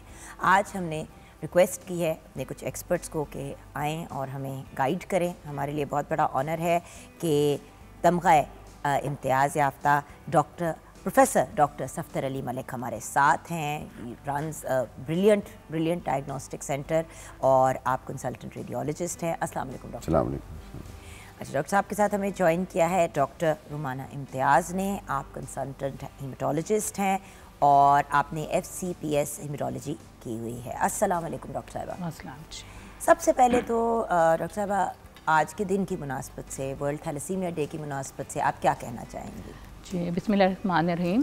फ़र्स्ट ऑफ़ ऑल तो मैं PTV होम और आपका शुक्रिया अदा करना चाहती हूँ कि आपने एक ऐसी डिज़ीज़ के ऊपर बात करने के लिए हमें इनवाइट किया है जो डेवलपिंग कंट्रीज़ और पाकिस्तान के अंदर एक एंडेमिक की कंडीशन इख्तियार कर चुकी है। थैलेसीमिया एक ऐसी बीमारी है जो कि बच्चों के अंदर वालिदैन से विरासत में मुंतकिल होती है। यूजुअली हमारे यहाँ थैलेसीमिया को एक स्टिग्मा समझा जाता है और बहुत सारे पेरेंट्स डिनाइल फेज़ में चले जाते हैं कि हमारे बच्चे को थैलेसीमिया नहीं हो सकता। इसकी मेन वजह ये है कि जो पेरेंट्स होते हैं वो थैलेसीमिया ट्रेट, कैरियर या माइनर होते हैं। मतलब उनके अंदर जो जीन की म्यूटेशन, यानी कि जरसूमा हम आम अल्फाज में कहते हैं ताकि एक लेमन समझ सके, उनके अंदर जो जरसूमा होता है वो उनकी हेल्थ को बिल्कुल अफेक्ट नहीं करता। वो सारी उम्र एक अच्छी नॉर्मल ज़िंदगी गुजारते हैं। मोस्ट ऑफ पीपल को लाइफ में कहीं जाके जब वो CBC कराते हैं तो दे कम टू नो कि they are suffering from thalassaemia trait. अगर एक थैलेसीमिया ट्रेट मेल शादी करता है थैलेसीमिया ट्रेट फीमेल से तो देर आर 25% चांसेस कि उनके आने वाला बच्चा थैलेसीमिया मेजर है, जो कि एक ऐसी बीमारी है which is not compatible with life until और अनलेस उसकी एक ब्रॉड स्पेक्ट्रम मैनेजमेंट ना की जाए। और वही वाली चीज़ है ना कि ये सबसे इसका बड़ा रीज़न होता है कज़न मैरिज। और स्पेशली अगर आपके ख़ानदान, अव्वल तो व्यूअर्स इतनी दफ़ा शो पे ये बात एक्सप्लेन कर चुके हैं कि जिन वजूहात की वजह से आप लोग कज़न मैरिजेस करते हैं कि कोई घर की बच्ची घर में ही रह जाएगी या जायदाद, विरासत वगैरह, तो उसके साथ साथ आप इतने मेजर मेडिकल इश्यूज जो हैं बच्चों के अंदर जो हैं वो ट्रांसफ़र करवा देते हैं या कर देते हैं। और अक्सर केसेस में मैंने देखा है, कुछ तो देखे कज़न मैरिजेस एक तरह से लव मैरिज या म्यूचुअल अंडरस्टैंडिंग की होती है, लेकिन अक्सर ऐसी कज़न मैरिजेस होती हैं जहाँ पे ज़बरदस्ती उनकी शादी कराई जा रही होती है कि बस तुम्हारी इसी से होगी। एंड अगर family generation to generation cousin marriages हो रही हैं तो फिर 90% चांस है कि कोई ना कोई बड़ी मेजर डिजीज़ जो है किसी बच्चे को हो जाएगी, जिसमें से थैलेसीमिया एक है। अच्छा डॉक्टर साहब, थोड़ा सा अगर आप हमें गाइड करें, अब सबसे पहले तो आप अपना पर्सपेक्टिव आप आज के दिन की मुनासबत से क्या कहना चाहेंगे? जैसे आपने कहा, थैंक यू वेरी मच, पहले तो आपने इनवाइट किया PTV शो पे। जैसे डॉक्टर साहब फरमाया कि ये ऐसी बीमारी है लोग एक्सपोज नहीं करते, तो मैं ये कहना चाहूँगा कि जैसे हमने कहा generation by marriages, cousin marriages, genes आपकी वीक हो जाती हैं। थैलेसीमिया एक डिज़ीज़ है, इसके अलावा और भी जेनेटिक डिजीज़ हो सकती है, जैसे डाउन सिंड्रोम, वो भी इसके साथ हो सकते हैं। तो उसका बेस्ट है कि अगर कज़न मैरिज ने बाई चांस अगर शादी करानी भी है, जैसे ईरान ने और टर्की ने अपने आप कंट्रोल कर लिया कि कोई भी लड़का लड़की शादी नहीं करा सकते जब तक कि आपका हीमोग्लोबिन और हीमोग्लोबिन इलेक्ट्रोफोरेसिस थैलेसीमिया टेस्ट नहीं होगा। और उसके साथ साथ ब्लड टेस्ट वगैरह भी किए जाते हैं कि भाई अगर आप positive and negative blood group हैं तो उसके भी मामला है। जिस तरह मेरे husband is A positive, I am B negative. तो ये ब्लड मेरी बेटी ए बी नेगेटिव है, मेरे दोनों बेटे जो हैं वो ए बी पॉजिटिव है। तो ये एक छोटा सा टेस्ट है, ब्लड टेस्ट। अगर ये आप शादी से पहले करवा लें, जिससे भी आपकी शादी हो, तो एटलीस्ट आपको थोड़ा सा आइडिया हो जाए कि जो आपका फ्यूचर पार्टनर है, we are not going to land in trouble afterwards. तो ये मेरा छोटा सा मैसेज कि ज़रूर बंदे को अपने आप को शादी से पहले ये 2 टेस्ट करवा लें, मर्द भी करा ले और औरत भी करवा ले, बिफोर प्लानिंग अवर मैरिज। अच्छा डॉक्टर साहब भाई, थैलेसीमिया है क्या, होता क्या, अगर आप मेडिकली आसान अल्फाज में, ताकि हमारे व्यूअर्स भी अंडरस्टैंड कर सके कि होता क्या है जिस्म में? देखिए, थैलेसीमिया जैसे कि नाम थोड़ा बहुत इंडिकेट करते हैं कि ये अनीमिया की एक टाइप है। अनीमिया तिब के ज़ुबान में उस बीमारी को कहते हैं जिसमें खून की कमी हो जाती है। आप जानते हैं कि खून जिस्म का एक इंतहाई अहम जुज़्व है और खून की कमी की वजह से हमारे अंदर बहुत सारे मसले पैदा हो सकते हैं, जैसे कि नकाहत, थकावट, अपने रोज़मर्रा के कामों में इंसान की दिलचस्पी ना होना। यहाँ मैं एक बात बताना चाहती हूँ कि हमारे यहाँ बहुत मिसकन्फ्यूजन है इवन बिटवीन द फिजिशियंस कि थैलेसीमिया, आयरन डेफिशिएंसी ये सेम चीज़ें हैं। या अगर हम आयरन डेफिशिएंसी को ट्रीट करेंगे तो वो थैलेसीमिया टाइप होगा। लाइक एक छोटी सी एग्जांपल है कि आयरन डेफिशिएंसी जो है पूरी दुनिया को, इवन डेवलप कंट्रीज़ को अफेक्ट कर रही है। About 40% of females are affected by that. In west वजह ये है कि फोर्टिफाइड फूड्स हैं और डिफरेंट फूड्स हैं जिसमें मे बी आयरन ना हो, और हमारे यहाँ वजह ये है mail nutrition, multiple pregnancies female की, और ब्लड लॉस, जैसे औरतों का माहवारी में खून का ज़्यादा बहना और मैदे का अल्सर, और बहुत सारी वजूहात हैं। लेकिन जो iron deficiency anaemia, it's curable. इसमें हम फेरेटिन टेस्ट करते हैं, यानी एक टेस्ट का नाम है सीरम फेरेटिन या सीरम आयरन आप समझ लें। अगर वो लो है तो आप उसमें पेशेंट को ओरल या आईवी इन्फ्यूजन देते हैं। क्योंकि डॉक्टर साहब अक्सर ऐसा होता है कि आप आयरन टेस्ट कराते हैं जो नॉर्मल CBC में होता है, बिल्कुल नॉर्मल आ जाता है और आप कहते हैं एवरीथिंग इज ओके, और फिर फेरेटिन चेक कराते हैं तो फेरेटिन बहुत लो होता है। जी, फेरेटिन जो है इसका एक डायग्नोस्टिक मार्कर है। CBC में मैं आपको एक और बात बताऊं, हमारे यहाँ बहुत सारे लोग डॉक्टर पे आने से पहले ना मल्टीविटामिन्स खा के आते हैं खुद से। एक सेल्फ मेडिकेशन जो है ना, वो भी एक बड़ा डिलेमा है कि हम उसको आयरन डेफिशिएंसी को नहीं रूल आउट कर पाते हैं। लेकिन उसमें ख़ास हर जगह पे कुछ ख़ास टेस्ट होते हैं जो प्रोग्नोस्टिक होते हैं।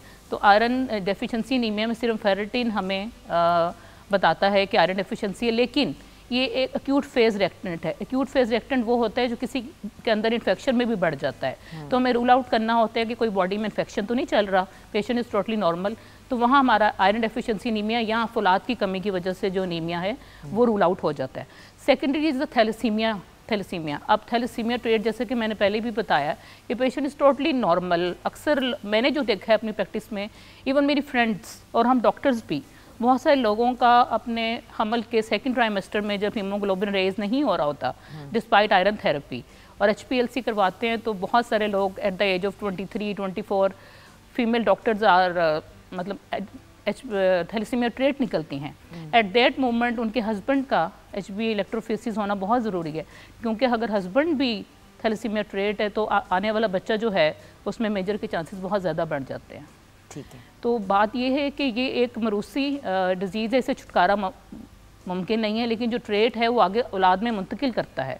इस वजह से जैसे सर ने बताया है कि ईरान और टर्की ने इस ऊपर कवर कर लिया है, इसलिए कि वहाँ 2007 इनफैक्ट 1995 से लेकर 2007 तक प्री मैरिटल यानी शादी से पहले इम्प्लीमेंटेशंस हो गई हुई हैं कि आपने CBC का टेस्ट कराना है, जो कि बिल्कुल एक नॉन इन्वेसिव टेस्ट है, जैसे हम कंप्लीट ब्लड काउंट करते हैं, ताकि आइंदा पैदा होने वाला बच्चा ना तो माँ बाप के लिए इमोशनल और साइकोलॉजिकल और फिजिकल डिस्ट्रेस पैदा करे, बल्कि हमारे जो बच्चा खुद इतना तंग रहता है ना।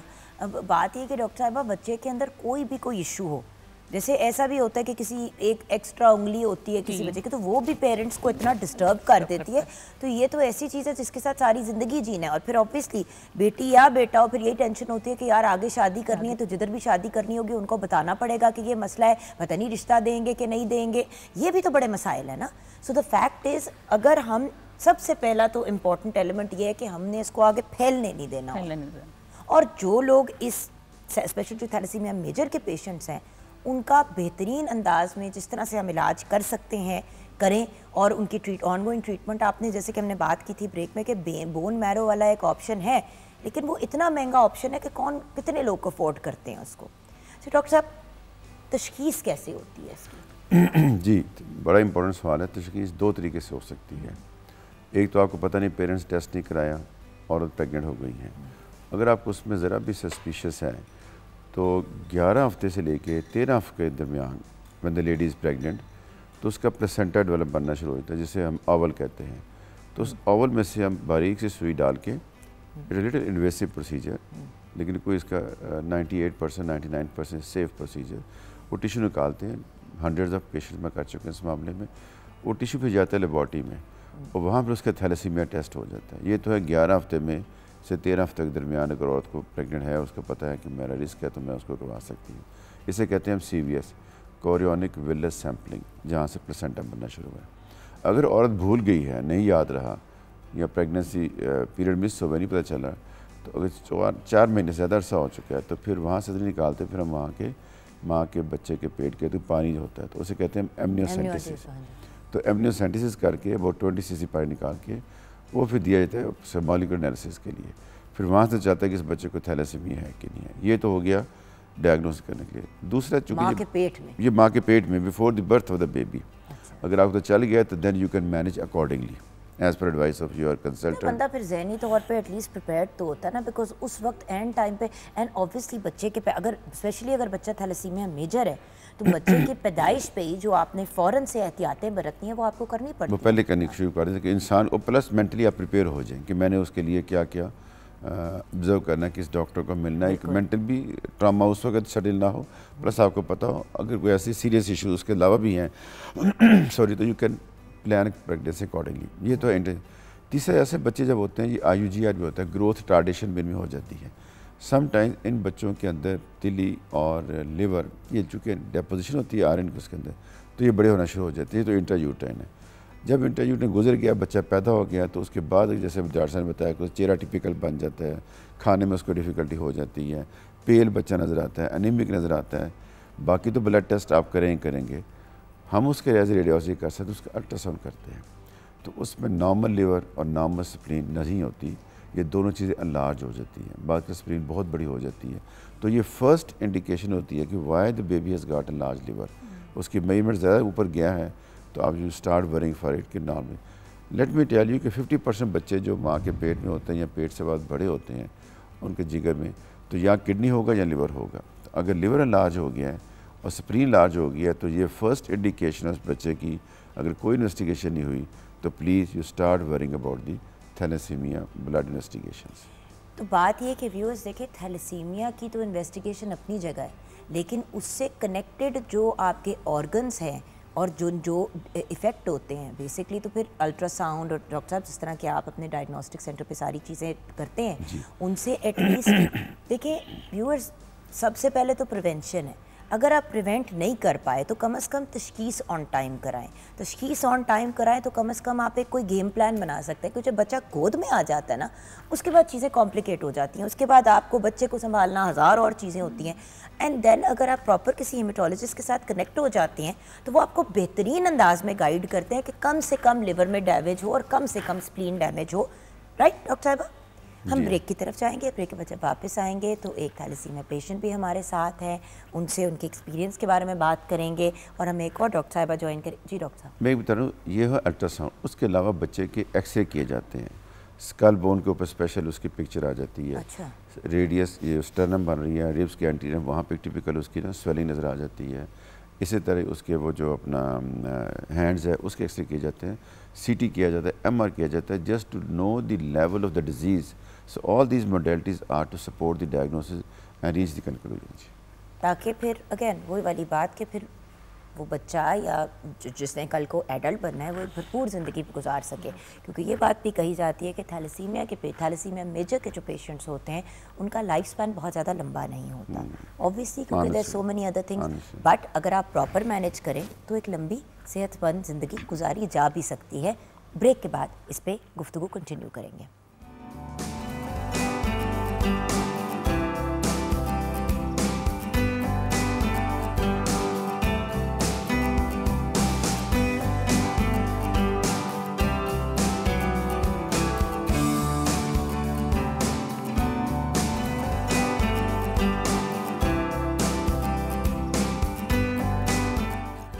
Welcome back from the break viewers. Professor doctor Safdar Ali Malik हमारे साथ हैं, डॉक्टर रुमाना इम्तियाज़ भी हमारे साथ हैं। हमें ब्रेक के बाद ज्वाइन किया है डॉक्टर सायरा मोइन ने, आप कंसल्टेंट हीमेटोलॉजिस्ट हैं। अस्सलाम वालेकुम डॉक्टर साहिबा। वालेकुम अस्सलाम। और डॉक्टर साहिबा के साथ हमें ज्वाइन किया है एक ऐसी यंग लेडी ने जो ख़ुद थैलेसीमिया मेजर की पेशेंट हैं, सादिया सरफराज हमारे साथ हैं। अस्सलाम वालेकुम सादिया। वालेकुम अस्सलाम। कैसी हैं आप? अल्हम्दुलिल्लाह ठीक हूँ। अल्लाह करे आप ठीक ही रहें, सेहतमंद रहें और एक भरपूर एक्साइटिंग ज़िंदगी गुजारें, आमीन इंशाल्लाह, आमीन।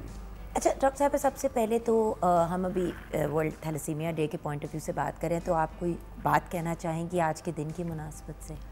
वर्ल्ड थैलेसीमिया डे जो है 8 मई को हर साल मनाया जाता है, बेसिकली अवेयरनेस क्रिएट करने के लिए पब्लिक में अबाउट थैलेसीमिया। और इस हवाले से मैं ये कहना चाहूँगी कि हमारे मुल्क में जो थैलेसीमिया माइनर है उसका कोई 5 to 7% रेट है, कि 5 to 7% लोगों को थैलेसीमिया माइनर है, यानी कि पूरे पाकिस्तान में 5 से 7% लोग, ये बहुत बड़ी तादाद है व्यूअर्स। बिल्कुल। तो इस हवाले से ही कहना चाहूँगी कि शादी से पहले एक स्क्रीनिंग टेस्ट लाजमी होना चाहिए, ताकि दो लोग जो आपस में जिनकी शादी हो रही है उनको पता चल सके कि उनको थैलेसीमिया माइनर तो नहीं है, ताकि जो थैलेसीमिया मेजर की जो जिस तरह से हमारे मुल्क में वो बढ़ रही है शरह, वो रोक सके। कुछ कंट्रीज़ जैसे ईरान और साइप्रस, उनमें भी बहुत ज़्यादा था, लेकिन उन्होंने अपने लॉज ये इम्प्लीमेंट किए हैं कि प्री मैरिटल ये मैंडेटरी कर दिया है कि आपने अपना टेस्ट करवाना है। तो उन्होंने बिल्कुल, आपको मैरिज लाइसेंस ही नहीं मिलता जब तक आपको इस चीज़ पे क्लैरिटी ना मिले। बिल्कुल। देखिए बात ये कि व्यूअर्स, दो मर्द और औरत जिनके अंदर थैलेसीमिया, उनको चाहे डायग्नोज थैलेसीमिया माइनर ना हो बट उनके अंदर ट्रेट्स भी हों, तो वो तभी पता चलता है जब आप टेस्ट कराते हैं। एक तो होता है ना कि एक नोन पर्सन है कि जिनको थैलेसीमिया माइनर है, अक्सर जैसे कि हम ये बात कर रहे थे पता ही नहीं होता क्योंकि आप बिल्कुल नॉर्मल ज़िंदगी गुजार रहे होते हैं, कुछ थोड़े बहुत मेडिकल इश्यूज होते हैं बट मतलब नथिंग टू मेजर। जब दोनों को कंबाइन होते हैं तो फिर कभी कभी ऐसा केस भी बन जाता है जैसे कि सादिया का केस है। आपने अपनी कहानी हमारे साथ शेयर करेंगे प्लीज़? मैं 38 इयर्स ओल्ड हूँ। 1985 में मैं बॉर्न हुई। तो जब मेरी बर्थ हुई तो मेरे पेरेंट्स को मतलब बहुत, मैं हेल्दी चाइल्ड थी। मैं अपने सब बहन भाइयों में से सबसे हेल्दी चाइल्ड थी। तो मेरी नानी ने जब मुझे देखा तो उन्होंने कहा कि इसका नाम चंदा रख दो, तो ये चांद की तरह इसका मुंह है। तो खैर डे बाय डे में जी। भाई बहन कितने? मेरे माशाल्लाह 2 बहनें और 2 भाई हैं। और वो सारे मैरिड हैं अल्हम्दुलिल्लाह, सब ठीक हैं। और उनमें थैलेसीमिया माइनर या थैलेसीमिया माइनर अभी उन्होंने टेस्ट नहीं कराया, लेकिन छोटे वाले की शादी से पहले टेस्ट कराया था, वो अल्हम्दुलिल्लाह नॉर्मल है बिल्कुल। ठीक है। तो ये है कि फिर 6 मंथ्स तक मुझे डायग्नोस ही नहीं कोई कर सका कि मुझे थैलेसीमिया है। 6 मंथ्स की जब यहाँ पर एक डॉक्टर से बहुत नहीं, अच्छे, लेकिन डायग्नोज क्यों करने की कोई होता ना कि कोई प्रॉब्लम होती है तो हाँ चेक जी, कराते मैं हैं ना? वीक होती गई डे बाय डे मेरा बुखार नहीं उतरता था। तो काफ़ी सारे डॉक्टर से कंसल्ट किया, किसी को समझ नहीं आता था कि क्या है। फिर डॉक्टर अनवर थे, चाइल्ड स्पेशलिस्ट लाहौर में, बहुत सीनियर, उन्होंने मुझे डायग्नोज़ किया और मेरे फादर को बताया कि इसको इस तरह थैलेसीमिया है, इसको आप ये टेस्ट करवा लें, HP इलेक्ट्रोफ्रेसिस या पता नहीं कौन सा टेस्ट था। अच्छा, तो वो करवाया तो थैलेसीमिया मेजर डायग्नोज हो गया। तो मेरी मदर को पता था कि एक दफ़ा ब्लड लगेगा कमी पूरी हो जाएगी, लेकिन मेरे फादर को क्योंकि ज़्यादा समझ थी तो उन्होंने बताया कि अब देखें ये अल्लाह ताला का निज़ाम है सारा। उस वक्त डॉक्टर साहब ने बताया कि थैलेसीमिया के जो बच्चे हैं वो 10 से 12 साल से ऊपर नहीं जाते हैं, तो आपने बहुत हिम्मत से हौसले से काम लेना है। और ये बच्चे 10-12 साल इनकी उम्र होती है बस। लेकिन अल्हम्दुलिल्लाह आपके सामने मैं 38 इयर्स की हूँ माशाल्लाह। और बस इसमें ये है कि ये बीमारी कम है। रेगुलरली आपको लगता है? मुझे एक महीने में 4 बैग्स लगते हैं, हर 15 डेज़ के बाद 2 बैग्स लगते हैं। यानी कि इनका फिर भी थोड़ा सा एक कंट्रोल्ड सिचुएशन है, बट क्योंकि आई थिंक छोटी उम्र में ही इनका हाँ जी, अकॉर्डिंग टू वेट होता है। जैसे कि अब ये माशाल्लाह एडल्ट हैं तो इनकी रिक्वायरमेंट यही है कि इनको एवरी 2 वीक्स 2 बॉटल्स। लेकिन डॉक्टर साहिबा हम ऐसे केसेस भी जानते हैं कि हर 2 दिन के बाद 3 दिन के बाद भी बैग अगर कॉम्प्लिकेशन ना हो तो एवरी 2 to 3 डेज़ ज़रूरत नहीं होती, मंथली इन बच्चों को लगता है। उनकी हीमोग्लोबिन जब ये लगवाने आए खून तो 9 से 10 के दरमियान होनी चाहिए, उस वक्त हम इनको खून लगाते हैं। सारी ज़िंदगी से जी, जब मैं छोटी थी तब तो मुझे मंथली लगता था। जैसे जैसे मेरी एज ग्रो करती गई तो रिक्वायरमेंट बढ़ती गई, फिर 15 डे मतलब कि 20 डेज़ के बाद लगना शुरू हो गया, फिर 15 डेज़ के बाद लगना शुरू हो गया। अब क्योंकि मैं 60 kg की हूँ तो इसके अकॉर्डिंगली मुझे हर 15 दिन के बाद 2 बैग्स रिक्वायर्ड हैं। अच्छा जी, और ये बताइए कि और कोई कॉम्प्लिकेशंस बिकॉज ऑफ थैलेसीमिया कभी हुई, कोई मसला? कॉम्प्लिकेशंस तो काफ़ी ज़्यादा हैं, लेकिन क्योंकि जैसे कि हम बात कर रहे थे ना, जिगर का मसला हो जाता है, स्प्लीन का इशू हो जाता है, तो कोई ऐसी, सॉरी पर्सनल सवाल पूछ रही हूँ बट हम चाहते हैं कि अवेयरनेस क्रिएट करें व्यूअर्स में। असल में ये है कि थैलेसीमिया में जितना ब्लड लगवाना ज़रूरी है उससे ज़्यादा ज़रूरी है अपना फेरेटिन कंट्रोल करना। अगर आपका फेरेटिन कंट्रोल नहीं है तो आपके सारे ऑर्गन्स जो हैं वो अफेक्ट होते हैं और डैमेज होते हैं आयरन ओवरलोड की वजह से।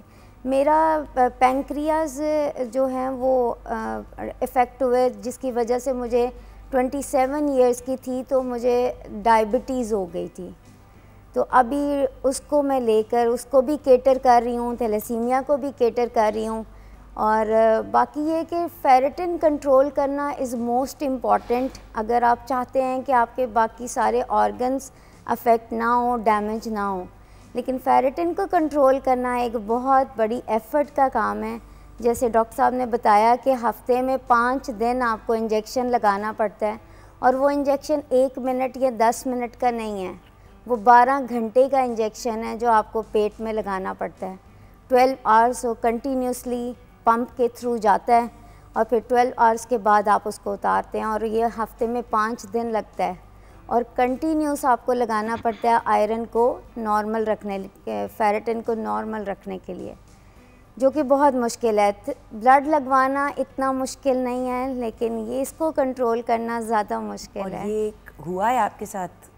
हाँ जी, मैंने मेरा फेरेटिन काफ़ी हाई था तो मैंने तो कंसेक्यूटिव 3 डेज़ 4 डेज़ भी 24 आवर डेस्फेरॉल लगाया, जो इंजेक्शन है डेस्फेरॉल।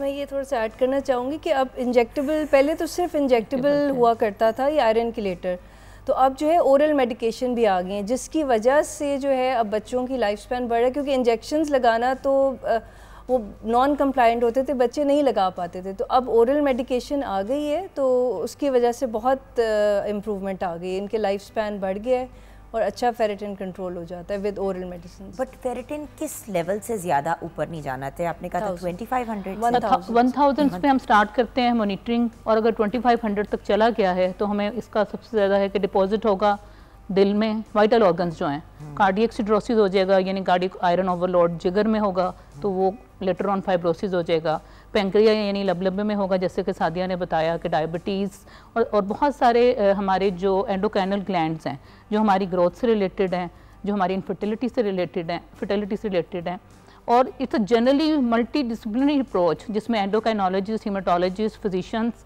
और रेडियोलॉजिस्ट मिलके एक थैलेसीमिया मेजर के बच्चे का अगर इलाज करें तो वो एक लाइफ स्पैन अच्छा गुजार सकते हैं। डॉक्टर साहब, आप ब्रेक में एक बात मेरे से कर रहे थे कि हम ज़रूर ऑनर करें, मैं चाहूँगी कि आप उस बात को आगे लेके चलें जो आप तशख़ीस की बात कर रहे थे कि मतलब हमें किन एहतियातों से गुजरना चाहिए। Thank you. जैसे यही डिस्कशन हो रही है कि तशख़ीस के लिए मेरा ये बड़ा इंपॉर्टेंट मैसेज है कि एक लॉ बन जाए या हमें ख़ुद पता हो कि हर लड़का या हर लड़की जिसने शादी करनी है जिस पार्टनर के साथ, तो शादी से पहले अपना ज़रूर CBC और हीमोग्लोबिन लेवल और अपना HB इलेक्ट्रोफोरेसिस ज़रूर चेक करा लें कि अगर उसके पास कोई ट्रेट है तो they should know the future of the pregnancy.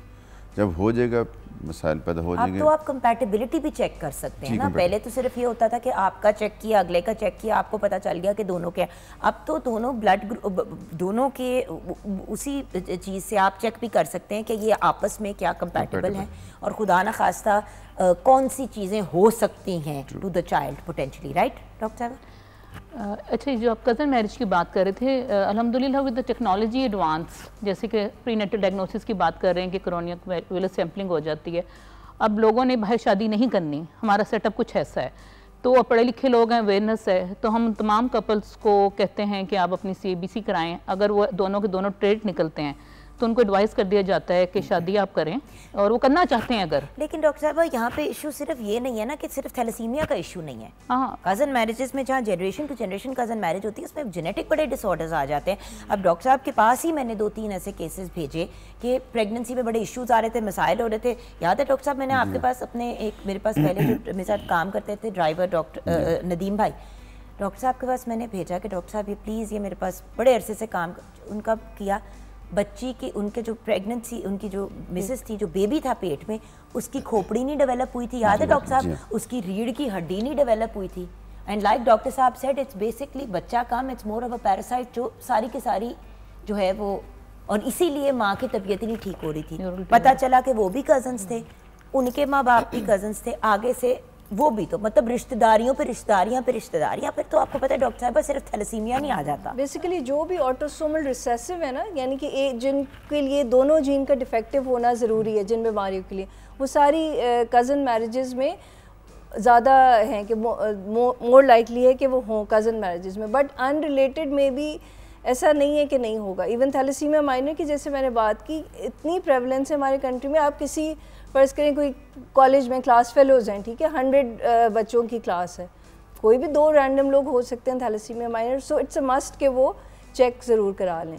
और एक सिंपल CBC टेस्ट भी आप किसी मेडिकल स्पेशलिस्ट या हेमेटोलॉजिस्ट के पास लेके जाओगे, वो आपको हिंट ज़रूर दे देगा कि आप अपना इलेक्ट्रोफोरेसिस कराओ, जो कि ज़रा सा एक्सपेंसिव है। तो CBC तो बहुत ही सस्ता टेस्ट है, वही करा लो। मैं तो कहती हूँ इतना करा लो। बाद में जो इतना सोशल इकोनॉमिक बर्डन आता है आपके ऊपर, पेरेंट्स के ऊपर, जो इतनी फ्रस्ट्रेशन और डिप्रेशन आता है, और बच्चा जिसकी सेल्फ स्टीम बिल्कुल ज़ीरो हो जाती है जब वो अपने साथ दूसरे बच्चों को देखता है। अच्छा व्यूअर्स, आप सादिया को देख के ये ना सोचें कि मतलब ये तो बिल्कुल ठीक है। मैं इसीलिए आपको ये बताना चाह रही हूँ कि ये थैलेसीमिया एक डिज़ीज़ तो है, लेकिन अगर इसकी मैनेजमेंट अच्छी है ना, तो आप बिलीव करें, आप जापान में एक एग्ज़ाम्पल अभी रिसेंटली मुझे पता चली है, वो प्रोफेसर हैं और वो 82 इयर्स के हैं माशाल्लाह, सिर्फ क्योंकि उनकी मैनेजमेंट बहुत अच्छी है। जितनी अच्छी बेहतर मैनेजमेंट होगी, आप क्वालिटी लाइफ गुजारेंगे। लेकिन देखिए ना सादिया, जापान जैसे मुल्क में क्वालिटी ऑफ लाइफ जनरली बड़ी अच्छी है, उनकी मेडिकल सर्विसेज बड़ी अच्छी हैं। हमारे यहाँ तो बीमारियाँ, इन्फेक्शन, 1000 चीज़ें ऊंच नीच, आपकी अपनी अगर डॉक्टर या डॉक्टर्स आपके अवेलेबल ना हो, कभी ज़रा से आगे पीछे हो जाएं, तो बंदा जाते हुए भी डरता है अपनी ट्रीटमेंट के लेके, यार कुछ ये लोग ऊपर नीचे ना कर दें। So the problem is proper management is very important, very important. दूसरा मैं कहूँगा सादिया इज माशाल्लाह touch one of the exceptional girls माशाल्लाह, और अल्लाह जो इस हद तक माशाल्लाह सक्सेसफुल जा रही हैं। इसका फाइनेंशियल ट्रामा बहुत बड़ा है, इसका मेंटल ट्रामा बहुत बड़ा है, इसकी डिजीज़ एंटिटी की स्प्रेड ऑफ डिजीज़ बहुत ज़्यादा है and you can acquire a lot of disease. तो ख़ास तौर पर ये ज़रूर पैगाम दूँगा, कोशिश करें कज़न मैरिज कम किए। कज़न मैरिज ये नहीं हो सकता आपके अम्मी अबू भी कज़न, उनके भी कज़न हो, तो वो जीन जो नीचे जाती जाएगी वो वीक होती जाएगी। Thalassaemia is one. But doctor साहब देखें, अब सादिया के केस में इन जैसे हम ब्रेक में बात कर रहे थे कि इनके दे वर नॉट कजन्स बट बरादरी वही थी और मतलब दूर से रिलेटिव ज़रूर थे। अब देखें ना, अगर उस ख़ानदान के अंदर ये जीन चल रही है राइट, तो इवन फर्स्ट कज़न होना ज़रूरी नहीं है, आप थर्ड कज़न्स भी हो सकते हैं। सो द फैक्ट इज़ या वो जो होता है ना कि एक दो जनरेशन उसके, सो यू जस्ट एहतियात करनी है और तशखीस करनी है ताकि आप प्रिपेयर्ड हों कि आप किस चीज़ की तरफ जा रहे हैं। Very small test can save your life. सही जी। प्री मैरिटल स्क्रीनिंग में यही तो बात है कि कज़न मैरिज का सिर्फ नहीं है, तमाम लोग जो कि आउटसाइडर भी शादी कर रहे हैं।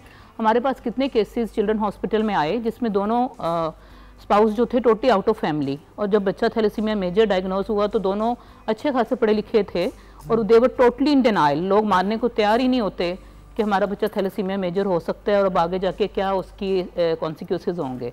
और इसी वजह से लोग डॉक्टर्स को छोड़ के कोएक्स के पास चले जाते हैं और कीमो के पास। वहाँ जाके कुछ मेडिकेशन ऐसी मिलती हैं कि टेम्परेरी बच्चा ठीक हो जाता है, लेकिन एंड रिजल्ट यूजुअली बच्चे की डेथ ही होती है। जी डॉक्टर साहब, आप क्या पैगाम देना चाहेंगे? हाँ जी, ऐसे स्क्रीनिंग के हवाले से जो प्री मैरिटल हम कह रहे हैं कि शादी के टाइम पे कराएं, मेरी वैसे ये सजेशन होगी कि गवर्नमेंट लेवल पे कि स्कूल लेवल पे जब बच्चे छोटे हैं ना उस वक्त अगर स्क्रीनिंग करा ली जाए, एक तो पेरेंट्स को भी टाइम मिल जाएगा उस चीज़ को एब्जॉर्ब करने का कि हाँ जी इसको है माइनर, वो भी टाइम जो है उस चीज़ को एक्सेप्ट करेंगे और जब उसकी शादी का टाइम आएगा they would look for a person जो कि थैलेसीमिया माइनर नहीं होगा। और अवेयरनेस बहुत ज़रूरी है, सोशल एक्सेप्टेंस कि लोग इस बात को एक्सेप्ट करें। बिल्कुल सही। सादिया, आपका मैसेज? मेरा मैसेज ये है कि जिनको थैलेसीमिया है वो बिल्कुल भी अपने आप को किसी से कम ना समझें। वो हर काम में आगे बढ़ सकते हैं, वो एजुकेशन कर सकते हैं, वो जॉब कर सकते हैं, वो हर फील्ड में जा सकते हैं। सिर्फ इसमें ये है कि आप प्रॉपर मैनेजमेंट करें, आप अच्छा ट्रीटमेंट लें और फिर अपने आप को खुश रखें। क्योंकि अगर आप साइकोलॉजिकली डिप्रेस हो गए तो फिर आपके लिए ये लाइफ गुजारना एक बहुत बड़ा टॉर्चर हो जाएगा। इसलिए साइकोलॉजिकली आप पॉजिटिव रहें ताकि आप फाइट कर सकें और बेहतर ज़िंदगी गुजार सकें। क्योंकि गुजारनी तो है ज़िंदगी, हंस के भी गुजारनी है, रो के भी गुजारनी है, तो हंस के गुजारें। और बस ये अल्लाह आपको खुश रखे, ऑनेस्टली लाइक खुश भी रखे, सेहत भी दे और आप इसी तरह एक आइकॉन के तौर पे लोगों के सामने आएँ। क्योंकि होता ये है कि ऐसे केसेस में बहुत से देखे हैं लोग जो 25-22 की एज पे पहुंच गए हैं और एक डिप्रेशन का शिकार हैं, माहिर नफ्सियात के पास भी जा रहे हैं, उनको फिर ऊपर से एंग्जाइटी की और डिप्रेशन की दवाइयाँ भी देनी पड़ रही हैं। और आप लोगों के जो स्पेशली जिन लोगों को थैलेसीमिया होता है उनको आप बिला वजह नॉनसेंस चीज़ें दे भी नहीं सकते। बहुत सी ऐसी मेडिसिन और चीज़ें हैं जो आप लोगों को दी भी नहीं जा सकती, जो सूट भी नहीं करती और जो एवं एक्स्ट्रा कॉम्प्लिकेशंस ऐड करती हैं। तो अल्लाह आपको खुश रखे, आपको आबाद रखे और इसी तरह एक आइकॉन की तरह हम लोगों के साथ रखे इंशाअल्लाह। और किचन में भी जल्दी से ज़ूफ़िशा चेक करते हैं क्या सिचुएशन। किचन में हमारा खाना बिल्कुल तैयार है, ये हमारे चाउमीन भी तैयार हैं, राइस भी रेडी हैं, चिकन कैशूनट भी तैयार है। Thank you so much Zufiya, thank you. तो थैंक यू सो मच आप सबका हमें आज ज्वाइन करने का। और व्यूअर्स, बात बड़ी सिंपल है, ज़िंदगी मुख्तसर सी है। जैसे कि सादिया ने कहा, हंस के मुस्कुरा के भी गुजार सकते हैं और डिप्रेस्ड होकर भी गुजार सकते हैं, लेकिन अनअवेयर ज़िंदगी गुजारना और अपने आप को अंधाधुन एक कॉम्प्लिकेशन से टू कॉम्प्लिकेशन लेके जाना बेवकूफ़ी है। देखें, जब तक ये लॉ नहीं पास होता या जब तक इस किस्म की चीज़ नहीं होती तो कम से कम हम इंडिविजुअल लेवल पे तो एफर्ट्स कर सकते हैं ना। मेरी अम्मी हमेशा कहती हैं कि बेटा अपने औलाद से तो प्यार होता है लेकिन औलाद की औलाद से उससे भी ज़्यादा प्यार होता है, कई गुना ज़्यादा प्यार होता है। तो जो पेरेंट्स अपने बच्चों की शादियों का सोच रहे हैं, याद रखें कि ये आपके ग्रैंड चिल्ड्रन का फ्यूचर है जिसको आपने मद्देनज़र रखना है। So be careful, early detection best चीज़ है। आप टेस्ट वगैरह करा लें, अपने बच्चों को भी चेक करवा लें, अपने पीडियाट्रिशियन को कह दें कि भाई हमने चेक कराना है, कौन कौन से हम टेस्ट करा सकते हैं। ऑब्वियसली मैं भी माँ हूँ, वो जो कहते हैं ना पंजाबी में तरा निकल जाता है कि यार ये जब तक रिज़ल्ट नहीं आता क्या होगा क्या नहीं होगा, लेकिन बाद में किसी ज़्यादा बड़ी कॉम्प्लिकेशन से इंसान बच जाता है। तो तशख़ीस, इलाज और उसके साथ साथ एक पॉजिटिव एटीट्यूड के साथ आगे बढ़ना, एंड ऑब्वियसली इलाज का भी ख़ास ख्याल रखना है। एंड बहुत सी चीज़ें माँ के पेट में ही अब पता चल जाती हैं अगर आप प्रॉपर किसी डायग्नोस्टिक सेंटर जाएं और प्रॉपर डॉक्टर की केयर के अंदर इन चीज़ों को आगे लेके चलें। तो अपना ख्याल रखिएगा, हमें भी दुआओं में याद रखिएगा, हम आपको भी याद रखेंगे। आज पाकिस्तान समेत दुनिया भर में वर्ल्ड थैलेसीमिया डे मनाया जा रहा है। अवेयरनेस हासिल करें, अपने आप को अवेयर करें, और जैसे कि इस साल की थीम है be aware, share, care, strengthening education to bridge the thalassaemia care gap, इसको याद रखिए। एंड बाय द वे, जो इदारे थैलेसीमिया का इलाज कर रहे हैं, स्पेशली जो फ्री इदारे हैं, उनमें ज़रूर दिल खोल के डोनेट करें, क्योंकि वो काम कर रहे हैं जो बहुत से पेरेंट्स अफोर्ड नहीं करते। खुदा हाफिज़।